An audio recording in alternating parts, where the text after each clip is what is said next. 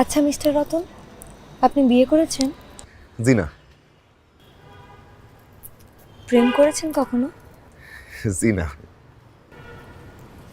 মিথ্যা বলছেন? জি না, বুঝার পর থেকে জীবনে আমি মিথ্যা বলি নাই।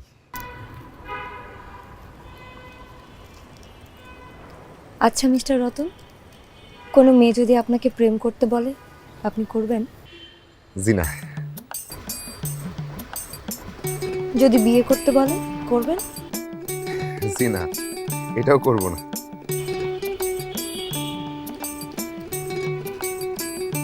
কেন? আপনার কি কোনো সমস্যা আছে? মেয়ে মানুষ আপনার পছন্দ না? না, কোনো সমস্যা নাই। মেয়ে মানুষ তো সব পুরুষেরই পছন্দ। মাইয়া মানুষ আসলে সুন্দর।